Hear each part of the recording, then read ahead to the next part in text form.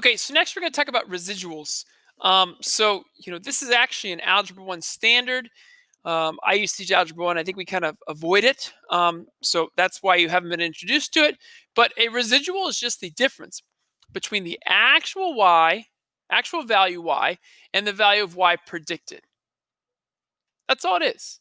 Okay? So this right here is very, very, very important, right? The residual is just the y minus y hat. So if we look here, we're going to use an example. This is our, again, the miles driven example. We're going to use this data point, 70,583 miles and a price of 21,994. That is this point right here.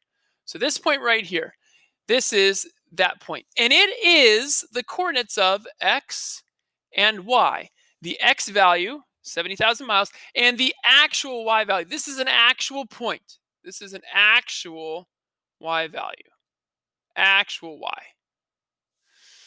Well, now what we've done is we've taken this x value of 70,583 and we've plugged it into the regression line equation, and we got this point right there.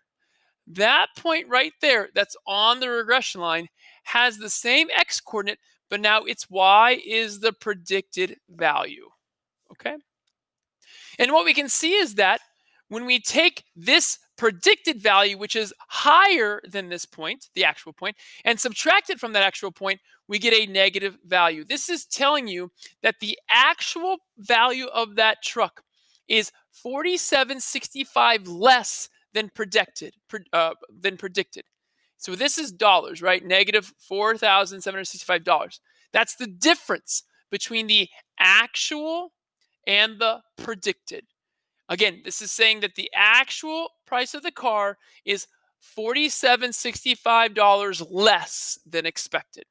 And we're going to do an interpretation in a second here. But again, it's always actual minus the predicted. Actual minus predicted.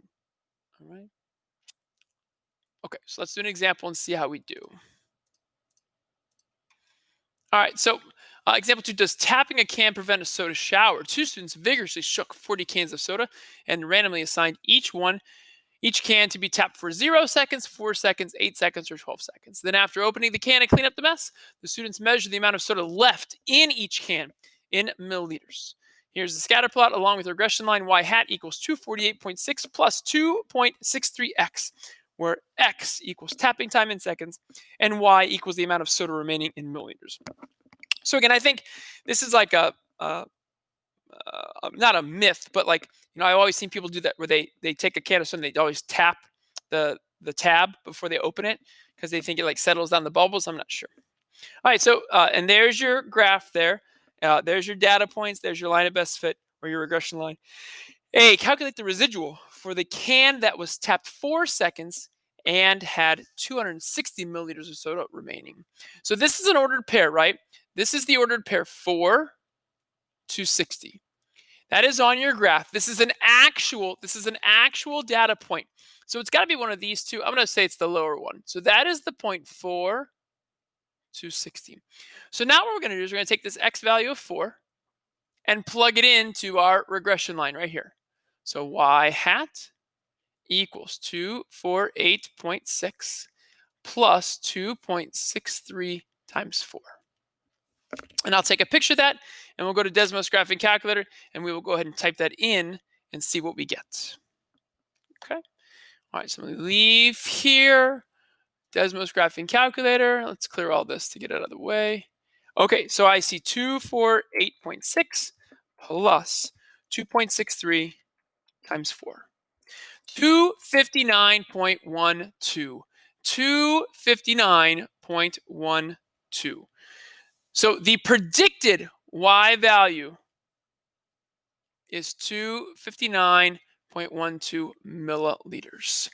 And now to find the residual, take your actual y and subtract your predicted. Your actual y was 260. Your predicted was 259.12. When you subtract those two numbers, you do get a value of 0.88, and that'd be in milliliters. So that is your residual. So notice, right, that It is a very, very, very small number because look how close these points are to the red regression line. In addition, you can see that the residual is actually below or less than the actual. So the actual is above the residual. So that means that it's actually this point right above the red. So this was the point. I pointed to the one below it. Is actually this one. That's our point in question. Okay.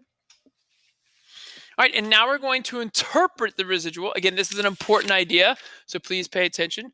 So what does the residual mean? Well, it means that the can had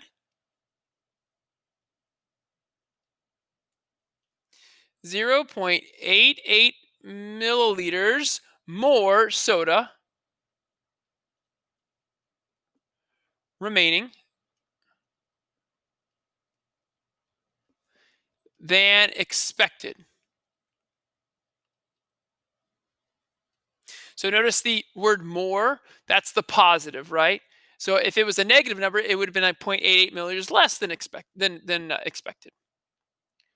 And then this is how you always finish it. Based on the regression line